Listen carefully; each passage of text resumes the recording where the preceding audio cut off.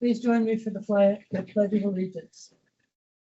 I pledge allegiance to the flag of the United States of America and to the republic for which it stands, one nation, under God, indivisible, with liberty and justice for all. And a moment of silence for the first responders, firefighters, and police officers who passed since our last meeting. Take a moment to remember the 12 police officers we lost since our last meeting.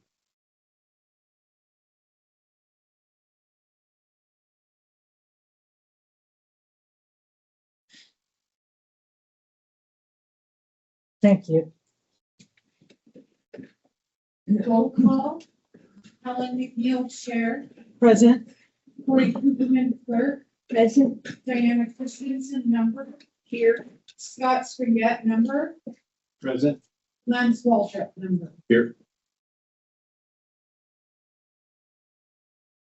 Okay. Chief, I think it's over to you for our service awards. Yes, good afternoon.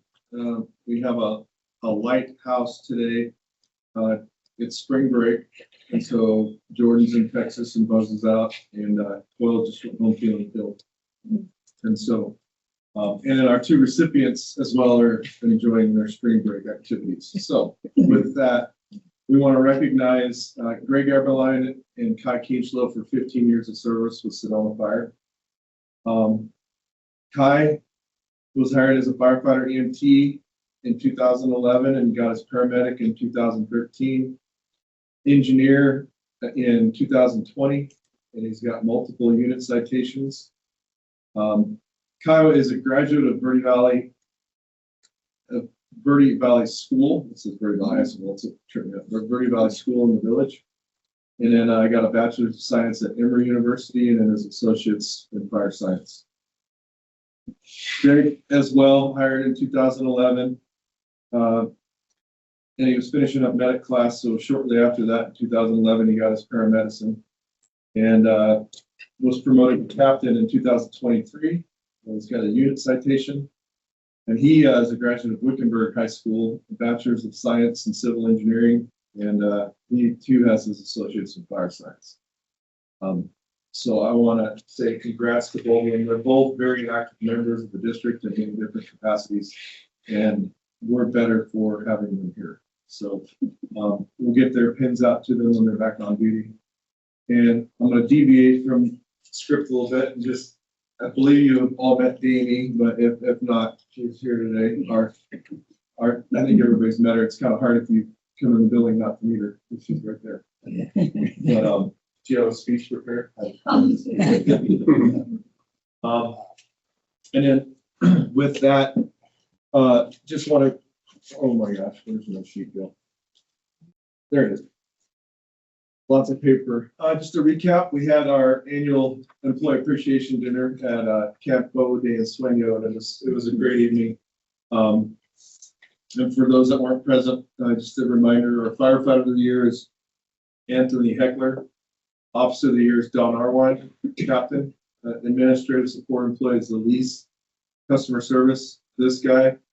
Community service award winner was Nat Spinelli, and then the Chiefs Award of Excellence was Bob Motes.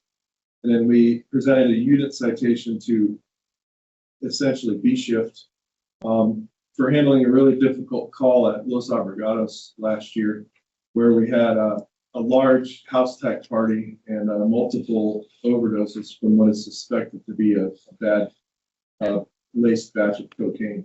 And those, there were children, all ages there. It was a very difficult scene, and they managed it well, doing what they could for those impacted and preserving the scene and protecting the innocent. So it was a very, very complex, difficult, multiple patient call. So they received the unit citation. And with that, we'll move on to the next item. And let me just add to the comments. Having participated in the awards event, it was a great event, and it was great to see people and to meet their families. That was good. And I'd also like to extend the congratulations to Greg Eberline and to Kai Kinchler, both of whom I know personally are great customer service and great support to our community. So, all right, with that, Mr. Bulger, are you with us? Yes, I am. Great. Can everyone hear me okay? Yes. Yep. All right. Well, thank you. Good afternoon, Madam Chair, members of the board. Not a lot on budget today. If you want to go to the next slide, please. So staff has completed all their budget request forms. We had to push it back a week just due to some kind of internal stuff going on within the district. But JVG does have all those forms. We are compiling all that information so we can have that, meeting with senior leadership. And then the April board meeting is really where we'll have kind of a full budget picture as far as where the numbers are at on everything with requests and budget detail. But what I wanted to do is see today if we can kind of, look at schedules and plan that deep dive day for the budget. I know that's kind of an important one for the board, and given that we didn't have numbers today, I think that'll be a valuable additional workshop as well for the board to kind of answer questions and give some feedback on the overall budget. So, Gabe, yes. we've got that agendized for board members' updates and ideas. So when we get there. Oh, perfect. All right. Well, then But don't that's all I got. But will they need to also be Yeah. involved with it? Should we do it now? Is I guess my question. That's the pleasure of the board. Yeah, let's do it now. I mean, you want to explain why I had put this on the agenda, Chief? I'm happy to, but. Yeah, so Gabe, after further conversation, Chair McNeil would like to have a deep dive day. So Yep. we'll have to, I mean, Well, I mean, the other reason is because at the April meeting, we have the fire code hearing. And so we have a fire code hearing. It doesn't, to me, make sense to try and put a deep dive day and a fire code hearing and a regular board meeting all at the same time. So if we could have a time between the April board meeting and the May board meeting when we could do a deep dive with the board, that would be great. Yeah, and I think that's good too. I mean, originally when we first proposed not necessarily having another deep dive day, we were hoping to have a little bit more information and context at this meeting. So I think it's definitely appropriate to schedule an additional meeting. From just like a timing perspective and looking at, overall availability, if we could maybe look at something the week of May 4th. And the reason I suggest that week is one, availability, but then two, that also gives us some time, both staff and JVG, if there is feedback and direction from the board at that deep dive, that gives us, almost 2 weeks to get something adjusted, corrected, and in front of the board at the May 19th meeting. So let me ask board members about your availability the week of May 4th. day and time. You're good? It depends on which day. Okay, are there days that are bad? for you? Yeah, I can't probably do Tuesday. So All right. I believe Tuesday is a national holiday. very good. I can do Monday. Oh, yeah. Gabe, are there any days that you cannot do? Monday is actually, I cannot do Monday, but the rest of the week is pretty available. Wednesday is good. Wednesday's good. Wednesday's good for you? Same. Okay, what about Wednesday afternoon? That sounds fantastic. Okay. 2:00? Perfect. Thank you. Thank you. And Dave, this is Corey, just to, will we have the books, the budget books by then so that we can have a chance to review every page before that meeting? Yes, we'll make sure you guys get those well in advance of the meeting so you have time to review everything. Great. Gabe, thank you. Thank you. Okay. Chief, do we have any members of the public who wish to speak? Okay. So let's move forward to the consent agenda. And I'd entertain a motion to approve the consent agenda, which consists of the regular meeting minutes from February 17th, 2026. Do I have a motion? I move to approve the consent agenda. And I will second. Any discussion, corrections? Okay. All in favor of approving the consent agenda, say aye. Aye. Aye. Opposed, say nay. Consent agenda is approved. Mr. Boulder, we're back to you for the financial report. Perfect. Well, you guys have the February financials in the packet. Starting off on revenue for the month, we brought in a total of $552,836. That was under budget by $68,000. You can see property tax collection had a small variance of about $16,500. However, year to date, we're right on target for budget to actual. Non-levy revenue, we did take a hit this month. It was really in our ambulance revenue. But year to date, we are trending well ahead. So going to kind of monitor that as just a, collection timing, issue, or something broader. On the expenses, we had a total of $1,790,000 in expenses, which were over budget by $67,000. Really only two areas of variances to point out. One, we had personnel costs were, and actually, hold on a second, that is not, that variance on expenses of $67,000 should actually be $40,000. I'm not sure where that got messed up in the report from the numbers. In looking at our expenses, personnel came in at $1,437,000, which was slightly over by about $7,700. That was really just being driven on some overtime costs. Buildings and land as well was a small variance of $2,900, and that was being driven by facility maintenance. And the only other variance, the two numbers for vehicles and equipment are reported accurately, as well as communication and IT. However, managerial is not reported accurately. That was actually over budget by $25,000. And that was related to our liability insurance payment timing on that. We had it scheduled for, this month, and we actually paid it last month. Going year to date, our total revenue is at $19,256,000. We are over budget by $1,033,000. Again, looking at some of the drivers of that, it was mentioned up in previous months, ambulance revenue, wildland deployments, as well as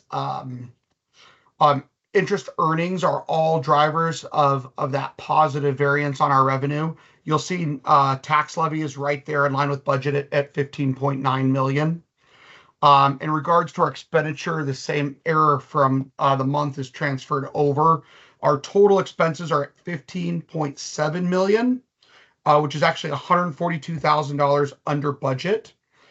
And with that, personnel is reflected appropriately at $13.4 million, or that variance of $227,000, again being driven by those wildland deployments that we had earlier in the year. Our buildings and land variance as well is accurately reported there. And that is our facility maintenance and improvements that we've determined have been lacking in previous years. The budgetary savings on vehicles and equipment, as well as communication IT, is all accurate there. And then our managerial costs and travel and training, all sitting right there under budget at under our current expenditures by $190,000. Next slide. So from a standpoint, we've expended 66% of our budget with 34% remaining. As far as the breakdown on where our money's gone, personnel is our highest expense at 85% of total costs, followed by operations at 6%, communication at 5%, and managerial at 4%. And then finally, we ended the month with 22.28 million total cash on hand. That's an increase of about $500,000 over the prior year. Our other assets also increased from 23.9 to 26.7. That all being reflective of our investment in capital assets. And then we get to the increase in liabilities from 33 million to 34.2. A lot of that's being driven by the accrual of our payroll expenses, as well as those GASB changes related to accruing employee leave, and then some growth in our net pension liability, both with both ASRS and PSPRS. With that, I'll be happy to answer any questions. Any questions for Gabe? Looks good. Thank you. So can I have a motion to approve the financial report for the month of February? Madam Chair, I'd like to make a motion to approve what has stated.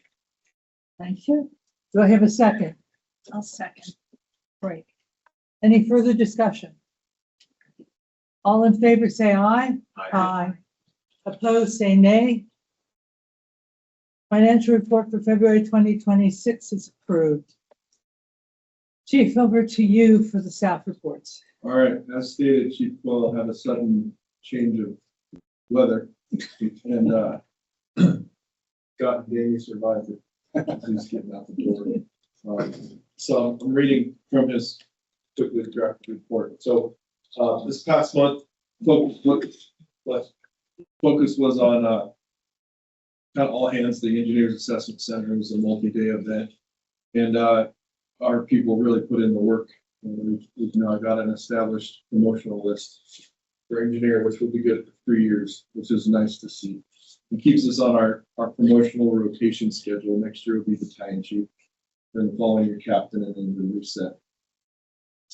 Working on Chief Cole's working on a performance management rollout. It's just an update with the learning management system and some other tools for us to do employee evaluations. And instead of the annual remember what they did all year and put it on a piece of paper and put numbers to it, it's a more fluid and kind of in the moment way to keep employees in a position where they understand, one adds value to their worth and recognizes their strengths and weaknesses in the moment. So it's just a new performance management tool, something we've been working on for a while. And now to the fun stuff. Fire season outlook. Western U.S. is entering the season with 30-degree above average temperatures, near absent snowpack throughout the Southwest and Colorado. And early fire activity all over the place. With a severe reduction in federally available resources, some concerns about the qualification system and contract workers, resource strains. And we're in the midst of combining the federal firefighting resources into a singular unit with not a lot of directives on how it's going to go. And just a lot of unknowns stacked on top of all the things you don't want pre-fire season, Mother Nature wise. So yeah, that's no good. On to Keona.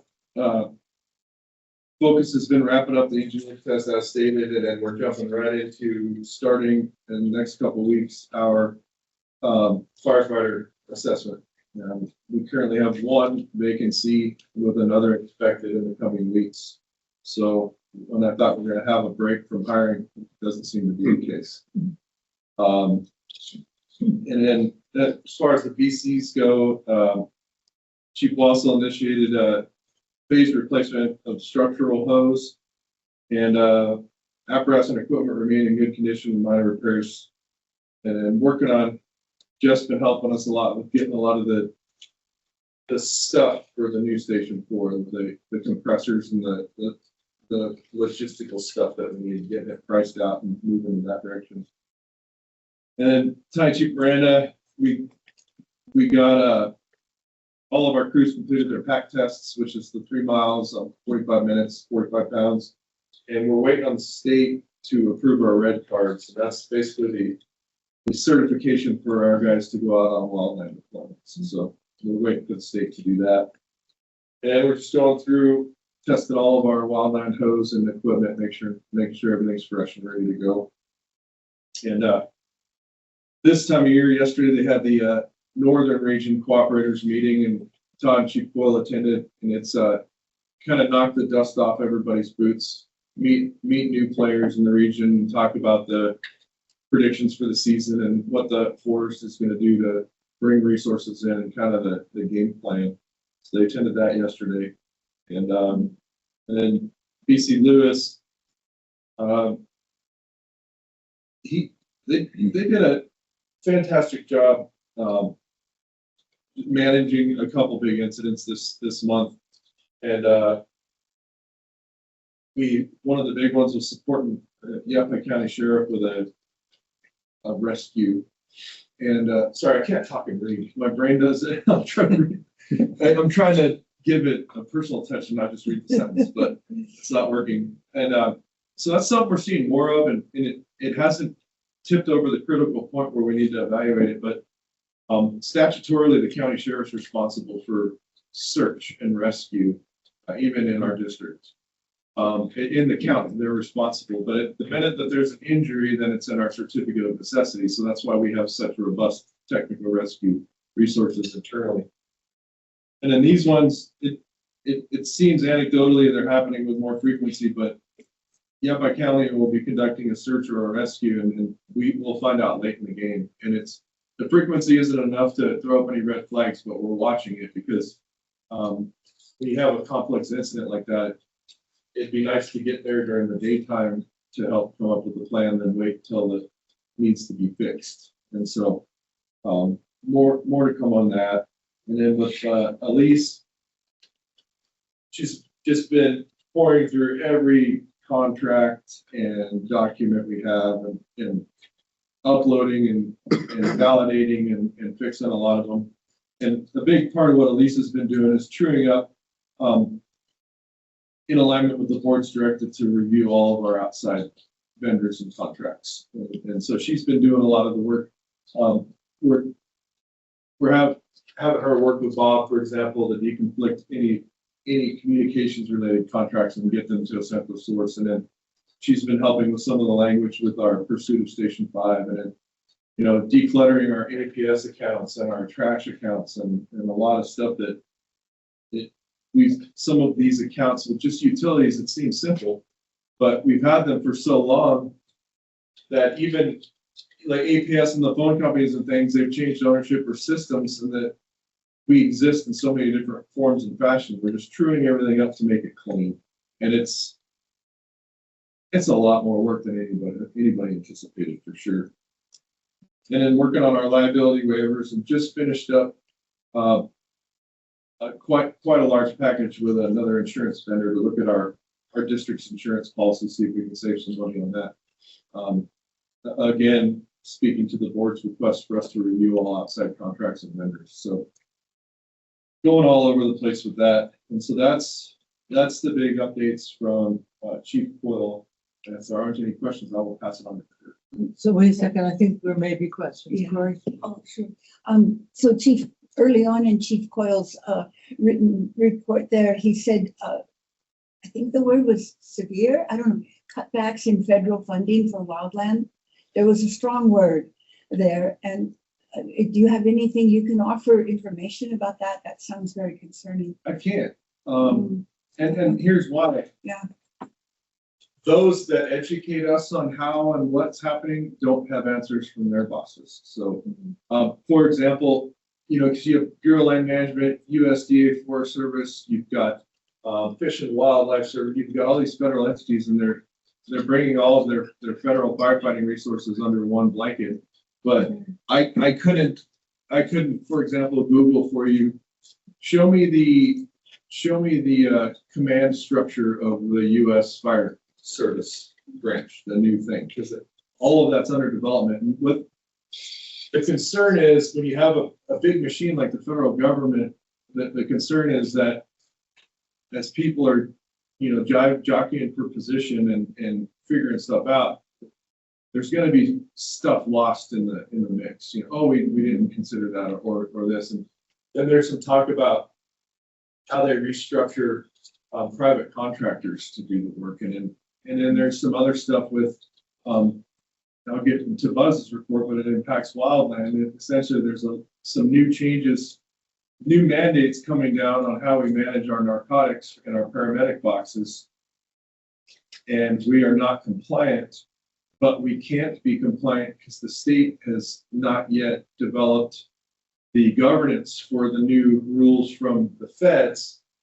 And then on top of that, we're used to sending paramedics out of state on assignments. Now, again, the rules aren't finished, but the mandate is out there. It seems right now, for one example, that we may have to pay a substantial fee to essentially license to go to different states and do the wildland paramedic stuff. So I don't have a solid, it's just in a mix. And when we ask the feds, hey, how's it looking?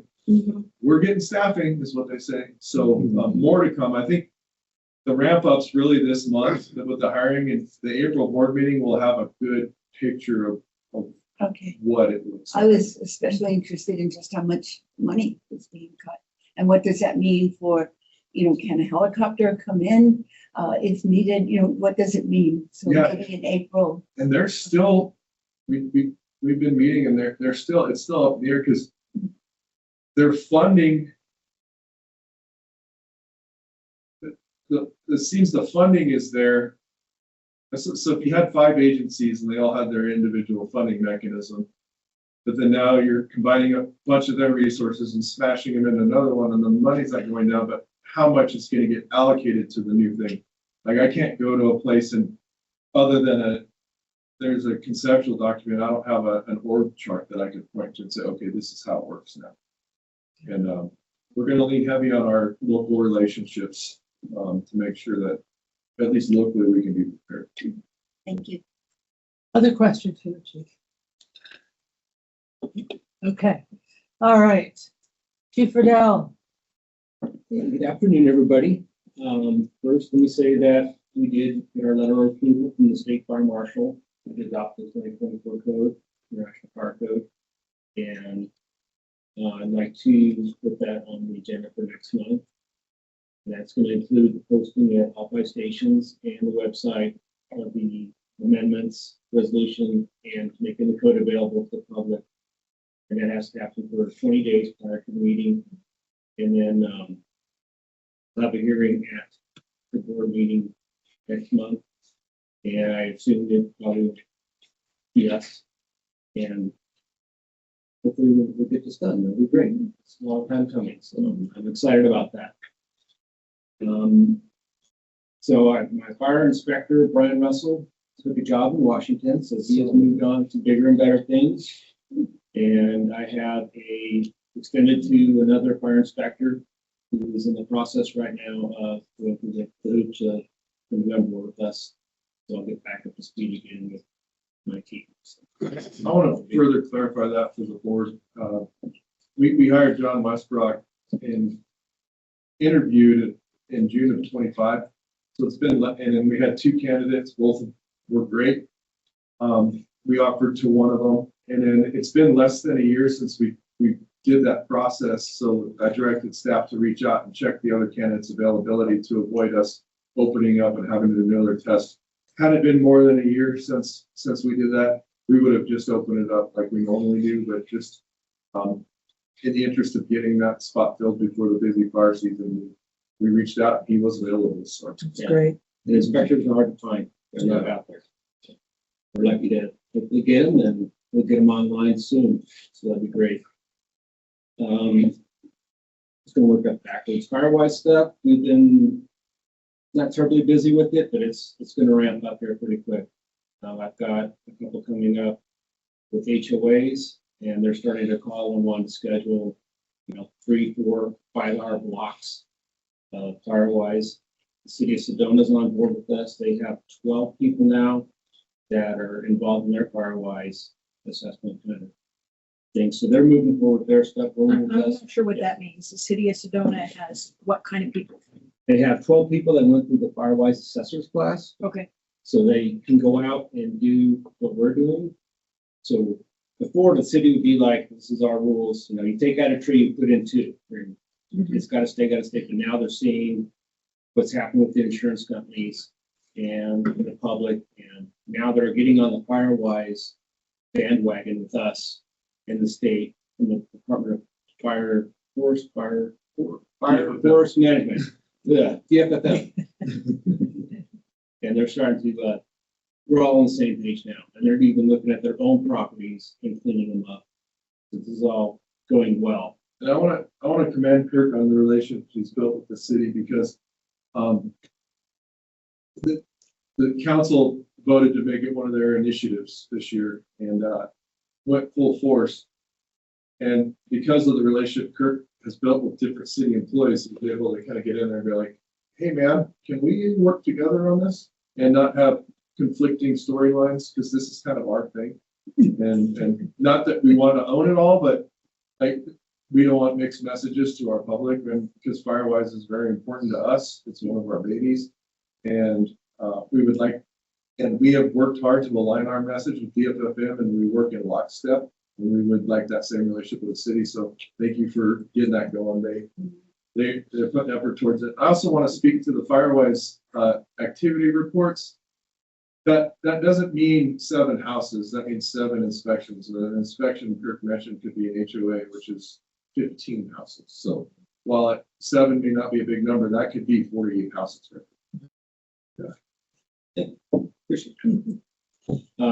Plan reviews. that might be an interesting thing to know, though, if Yeah. you could differentiate that for your report. in the I future. can, if you like. I Yeah, can I think it would be, Houses touched. yeah. I think Yeah. that's, Sure. yeah, right.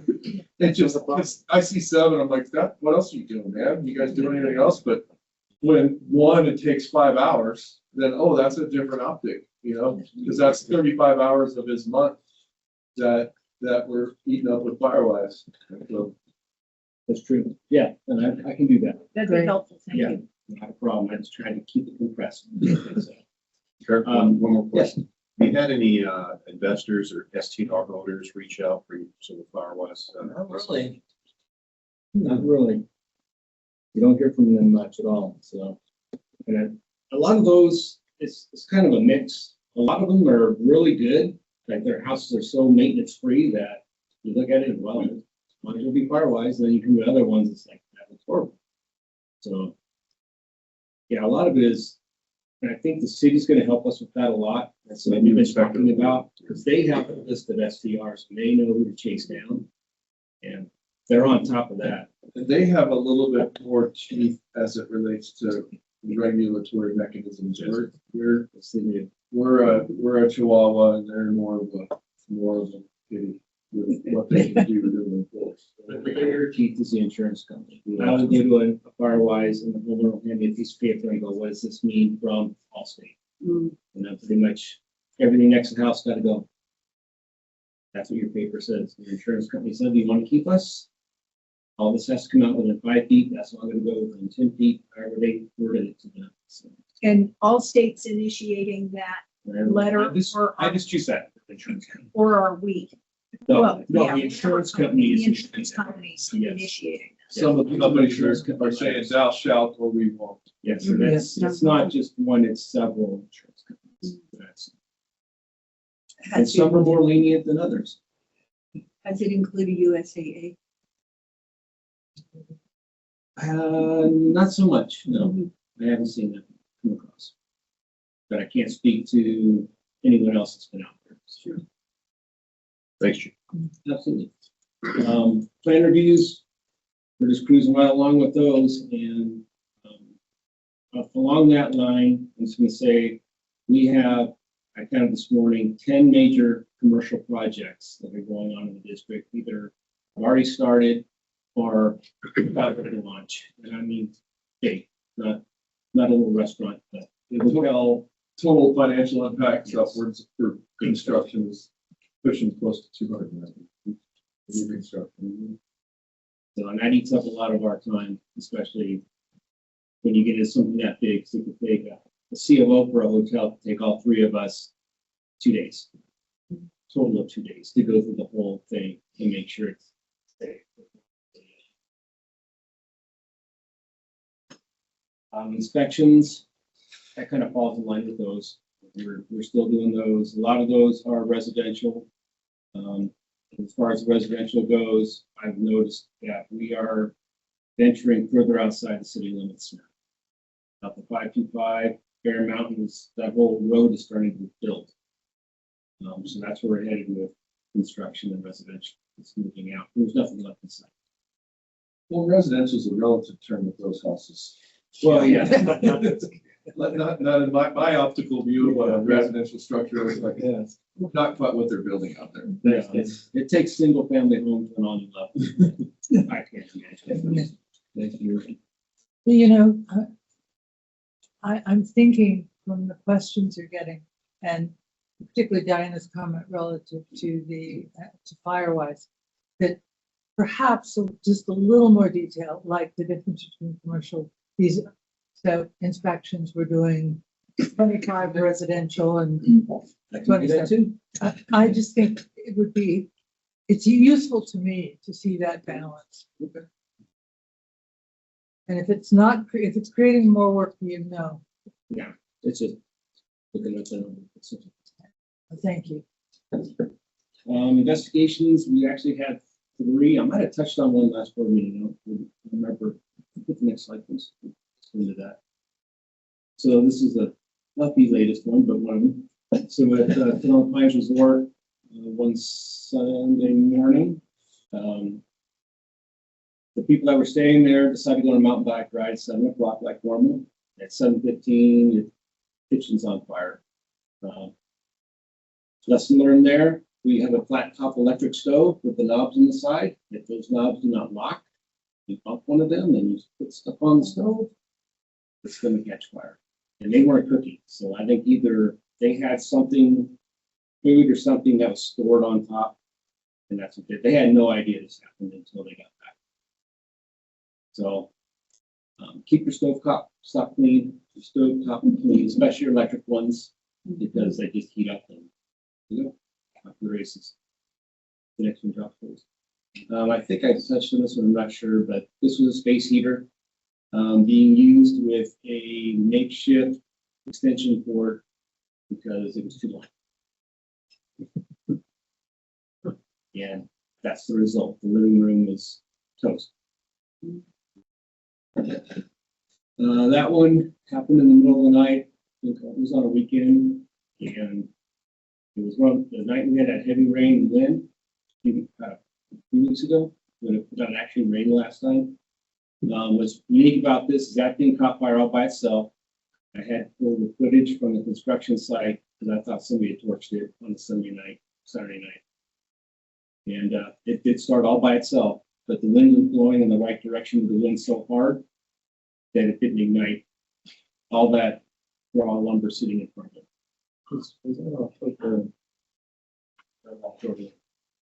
How does it ignite It looked itself? like the one that was on. It was 30+ mile. It was blowing the gusting to the west. Structure. So all that plane, if you look at it right now, But the how did plane it and get everything's started? coming into your face They don't know. instead of the other direction. Why, you know why flames were there? It was just mechanical, something shorted on that and it started on fire in each compartment and it spread over time. The camera showed it flicker and it just grew for about 30 Wow. minutes Wow. until somebody saw it. I think this was at like midnight or 12:30. Yeah. It was like, It was very high flash point fluids flash. It's just let it go. yeah, Yeah, it burned up and the fuel tank was gone. and that thing's got a very large hydraulic reservoir and then a very large fuel tank. So one like that's and once it gets cooking, it's good. But it was contained to that. It's right there. It's, yep. Unfortunately, now they have a hazmat problem and they had to have to come in and dig all that dirt out underneath it because there's nothing to fuel. They had it hauled off. Coming up some stuff, we have a car scene event again and Verde Valley Fire. That's this Friday. And we're a wildland presentation. John and I are gonna be at, in the VOC, talking to a couple of HOAs and realtors about Firewise for about 4 hours, 2 different blocks. Once they're full. Is one of them Boca? I believe Vulcan might be one of them, yes. I gotta reach out to. And confirm that. She's on my call list. Rainbow Mobile Home Park, we're gonna actually get this done. I know we will. Next Friday. We'll see. I don't care one way or the other, but we're gonna get it done. I have to get over there one way. We're gonna get it done. And the Cocodone's coming through town. It doesn't impact us really that much. They're pretty self-sustained, but you will see runners along the side of the highway for in the 4th and the 9th. And unless there's any more questions, I think that's all I got. Any questions? Our fire marshal?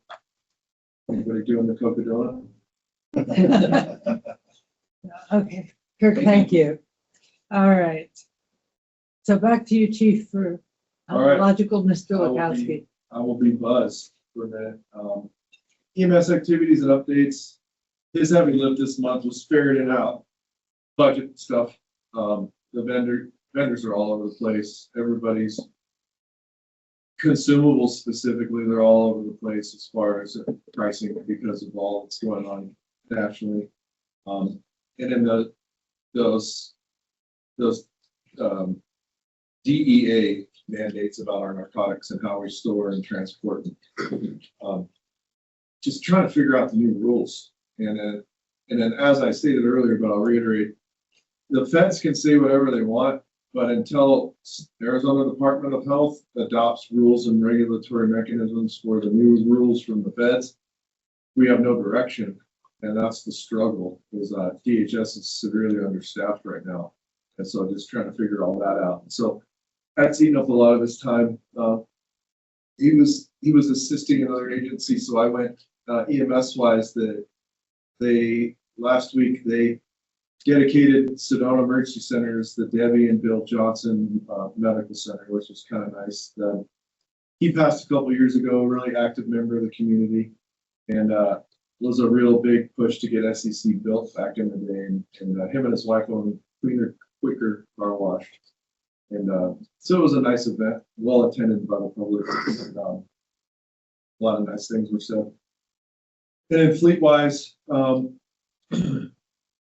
we got that ambulance in the queue. We're truing up some capital planning for the future, and then trying to get some final answers. We have an engine budgeted for this year, and I think because of the pressure from Congress and the IFF and others, now I think it's LA City or LA County, one of the two, there's a class action lawsuit against the manufacturers of fire equipment.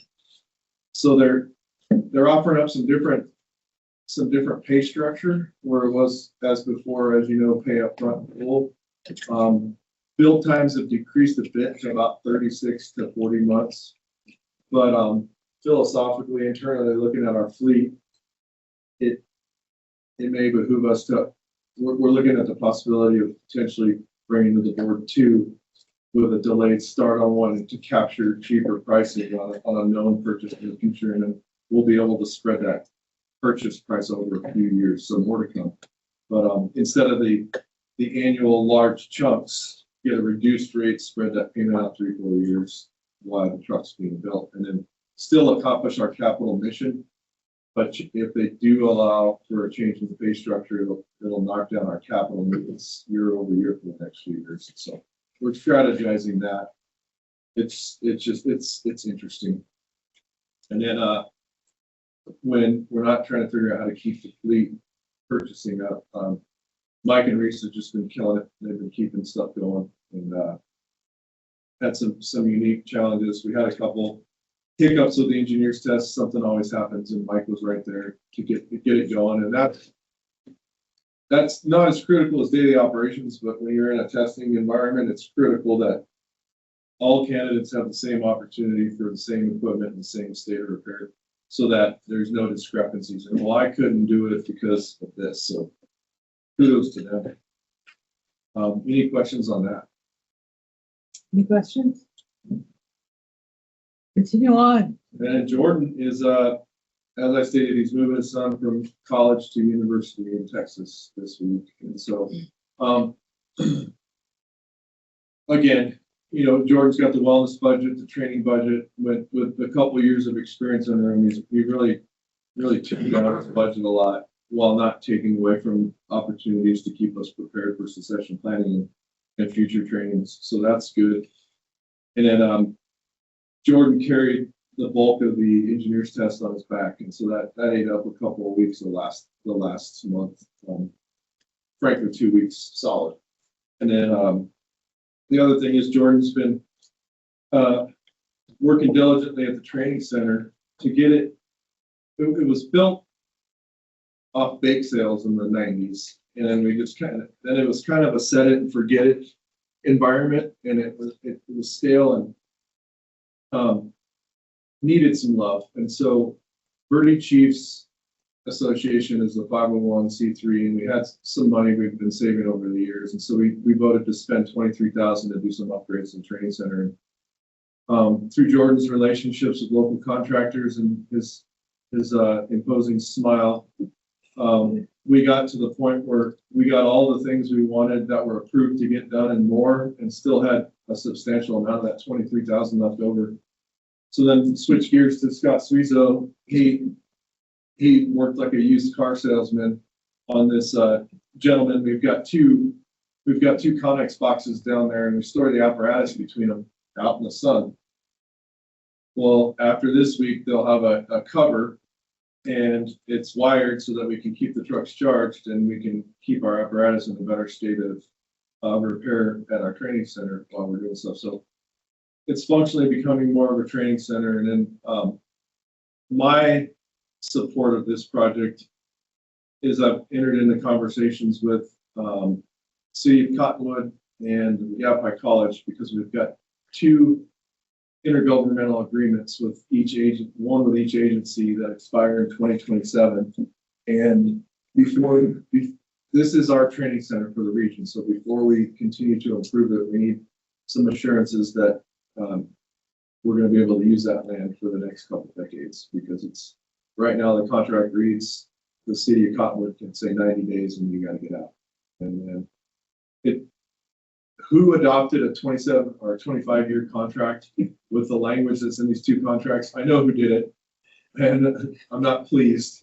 And it's refreshing that both the contract administrator with the Yavapai College and then the contract folks at the city, they think it's absurd that we do anything more than a 5-year contract. So I'm hoping to retool all of that into one good package. But training center is remaining functional and looks better than it ever has. So that's been a bulk of a lot of Jordan stuff. And then again, helping with Kiona to prepare for the firefighter exam, and then supporting our folks to get the RAM program going, the recruitment and mentorship program. So it's exciting times right there. But that's what I have for Jordan, if there aren't any questions. Have we had the first gathering of the RAM program? No, it is March. I'll wait for the slide, so I'll mess it up. It's March 26th. Okay, But I could be wrong, but that date's sticking in my head. okay, that's fine. Yeah, I'll see it pop up in a minute. That's And fine. then, so with that, if there aren't any other questions, I'll move on to my report. Yeah, I think, All right. Well, fire district financials, as Gabe mentioned, we've got all the raw budget asks populated and collected and off to JVG to compile. And then we've been doing some preliminary work with restructuring capital based on new information, time it takes to get a vehicle and new pricing that's surprising in a lot of ways. And really Scott put a lot of work in this budget season to true up our facilities budget and capital needs, because before it was just it wasn't necessarily a wag, but it was uninformed or not from a lens of being proactive. It was from a lens of being reactive. And so now that he's got some scars with some of our surprise projects, we got a better idea of what it is we need to plan for the future to frankly reduce costs and limit downtime. And I'll discuss more of that in the executive session about some of the other budget stuff, but capital project updates, radio projects cruising along. I believe they go to build in a month and a half, where they build the racks up in Washington and get ready. I'll confirm that. We have budgeted this year to replace the airport tower and got drawings and engineered stamp drawings we can take out for bid this week. So well, Bob's out of town this week. When he gets back, we'll get on that and see if we can recognize that budgeted item this year and get it going. And we have the concurrence of the airport. At this time, I've been advised that they are supportive of our needs and so I couldn't take next steps till I had a picture. I'm oversimplifying, schematics and drawings and specs so that I can take it to them. But essentially the ask is to build a little bit wider tower adjacent to our current one. And then they'll ferry the equipment across and then deconstruct the current tower, which doesn't meet our needs. And it's a lot of Bob technology or tech talk about loading and how it's built, things like that. So then waiting for I had a pause and read. So the parking lot in Uptown, we're looking at excess inventory. The city wasn't comfortable with how we drew the lot lines because of ADA compliance. And there's an investor interested in purchasing the parking lot. And so went back, not that he would be the winning bid, but we have an interested party. So I took the time to say, hey, if we have to bump our property line back X amount of feet, does that conflict with what you have plans for your adjacent property? And so he conflicted that. So I've got the engineering company moving the pin so we could resubmit to the city. Then that parking lot will be in a spot where we can make a decision on relieving ourselves of it. Scott and I had a 30% drawings meeting with Core Construction and LEA yesterday, and the station price is still hovering around 16. There's some changes, some reductions, but now all of the subcontractor pricing is best estimate from past experience from Phoenix contractors. So now next steps is they're pushing towards 60% drawings where we can submit for plans. And now is when all the local all subcontractors will put in trued up bids. And some interesting facts. November of last year, steel was $275 a pound. It's now $350 a pound. And then, and it's detailed stuff. Like we went through and they recognized some cost savings if we used a true wood siding for the station. And we're like, no, we're going to stick with a composite product because if we do wood, then we're paying to stain it every 2 years. And so that's the detail we're in now. And we met with the Station 4 committee. That's our in-house RBO of managers and labor folks, and just went through and just the detail stuff like USB-C outlets by the beds they can charge their phone, and a little table for their eyeglasses, and little things you don't think of that the guys really are more thoughtful about, and just really fine-tuning the space and looking for cost savings. And so that's where we're at right now with Station 4, completely on track. The fence went up around the building last week, and they're doing asbestos abatement as we speak. So it'll be ready for training, and then demo will be much easier because then we can jump in and get right after it. So other than that, that's all the big ticket capital projects. I've spoken with you all. The state parks was not interested in pursuing our proposal for Station 5. I have asked and now scheduled a follow-up meeting in April with their executive team directly so we can determine what the hangups are. And then as a plan B, there is a gravel pit across from Slide Rock that's Forest Service land. And the Forest Service representatives are very much open to talking with us if it becomes a need. And so, we're gonna get APS up there and a few others and just determine what the lift is if we were to have to bring power to that lot and put in a well and do all that stuff. So, and I'm not giving up on the state park opportunity quite yet. I think I told Chair McNeil that I would give up when I have a cease and desist letter from the government. So. And I supported that Yeah. completely. Yes, because I don't, I had to check myself because I feel like it's the right idea for the right reason for our taxpayers and the community at large. And I just need more information on why it's not a good idea for us. And so we will keep pursuing that. And that's the bulk of what's been going on. Any questions for the chief? Okay, thank you. Well, I believe in Tomasa, I believe I need a motion to go into executive session. Madam Chair, yes. Would you like me to provide some suggested language for that? Sure.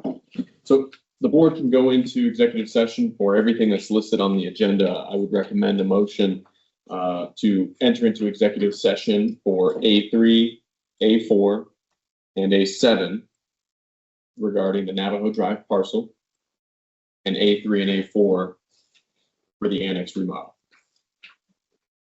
All right, well, I'll dive in and make a motion that the board go into executive session for legal advice pursuant to ARS 38-431.03, A3, for to give instructions to legal counsel pursuant to ARS 38-431.03, A4.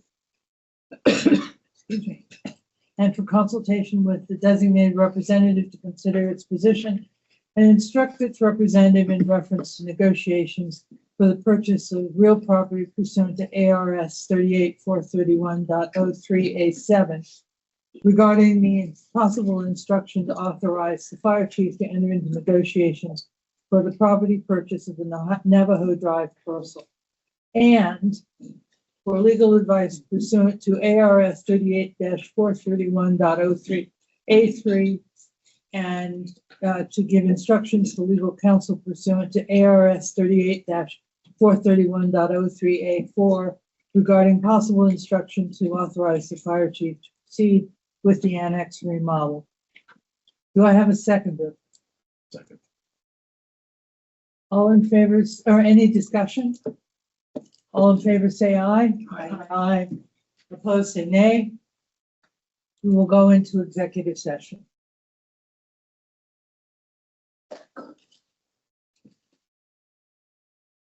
So coming out of executive session, I would entertain an authorization to the fire chief to, or entertain a motion to authorize the fire chief to enter into negotiations for the property purchase of the Navajo Drive parcel pursuant to ARS 48-805B2B with the information provided in executive session.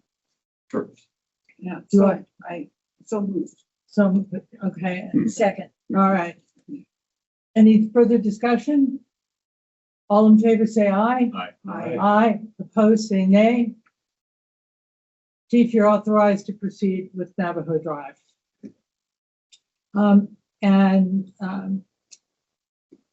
Like to make a motion to authorize the fire chief. I suppose it. Oh, do we have to say? No. You don't. 350? No, Okay. you, Yeah, no, you had it perfectly as provided in executive yeah, I session. did so. Okay. Well, no, there's a human. Executive session. Okay. All right, I would like to entertain a motion to authorize the fire chief to proceed with the cost analysis on the annex remodel pursuant to ARS 48-282A2. Do I have a motion to that effect? I would like to make a motion to that effect, Madam Chair. Okay, I will second it. Any discussion? All in favor, say aye. I, Aye. All approve, any, any opposed, say nay. It's approved, okay. The next topic, is that we had previously, requested, and the chief has talked about earlier today, initiating a review of all of our, outside services. And so one of the things that we need to do is to approve the initiation of procurement for professional legal services of general counsel pursuant to ARS 48-805B11. We have a motion, or actually, I'll make a motion to that effect. Do I have a seconder? I'll second that. Okay.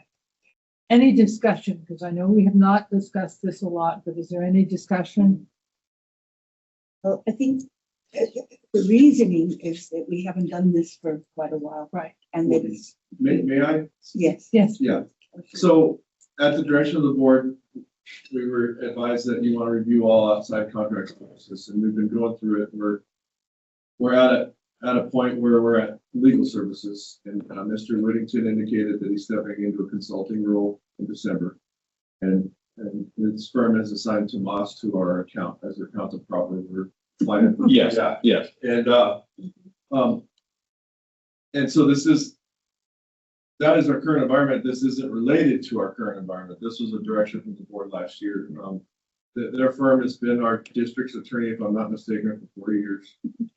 And we've had a great service, but in the interest of evaluating, our tax dollars, our taxpayers' dollars, we're looking at all things. So conferring with other fire chiefs, and it seemed the best way to do this would be to really sit down and talk about what we want out of our legal, specifically what the board wants out of our legal representation.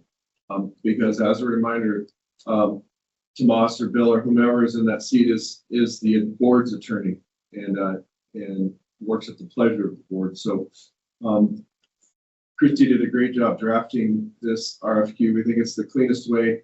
It outlines what we think the board wants out of a legal representative, and that's why you have us before you. And so if you support proceeding, then we will work on getting a document ready to publish, and then we'll come up with an evaluation criteria for the board to then work with attorneys to select whomever they choose. Questions, conversation, anything you want to raise? I didn't know we had this. So it would be nice to, I'm just glancing at it rather quickly. Yeah. Because this is what we're going to approve as the. And the intent would be this, as stated, this seems to be the cleanest way to solicit interest. I don't believe the motion requires that you approve this document tonight. It just requires that you approve the process. Yeah. And then this document would be sent to you guys for review and comment period. Great. Yeah, this is just first blush. Okay, so it's to initiate procurement. Oh, Yeah, and this was just something for you to pencil up and if you, as stated, Perfect. this is authorization to basically work towards submittal RFQ for. excellent. It's homework. Yeah.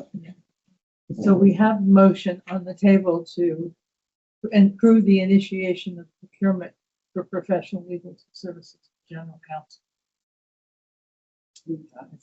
So, I can second that motion. yeah, you seconded it, or, yes, it's been done, correct? yeah, it's okay. So unless there's further discussion, Question. you have a question? No, call the question. Okay, all right. So on that note, all in favor say aye. Aye. Opposed, say nay.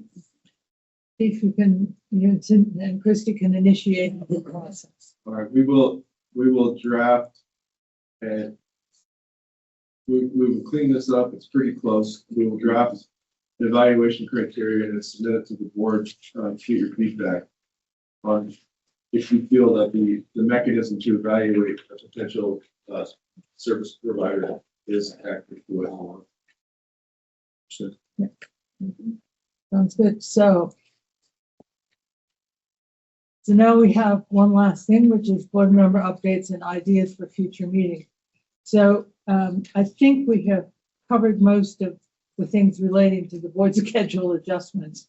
But specifically, we know we'll have the board workshop on May 6th at 2 o'clock here.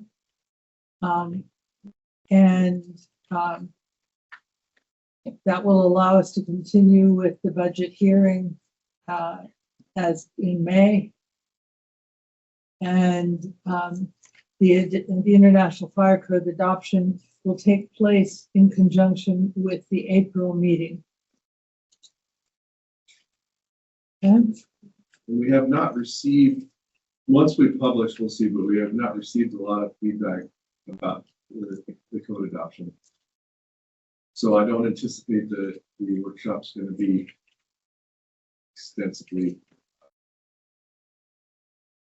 I think there's going to be a lot of participation. do you have any idea when the board will get the copies to see? We post this week, right? We're posting next week, but I have the actual document. It's ready. Yeah. You guys want it now. I just think it's a longer document. Yeah. Oh, it's, you can pump that thing in the chat if you can't have it somewhere else. Claude is better these days. Yeah. Okay. All right. Are there any other additions, anything anyone wants to raise in terms of board member updates and ideas for future meetings?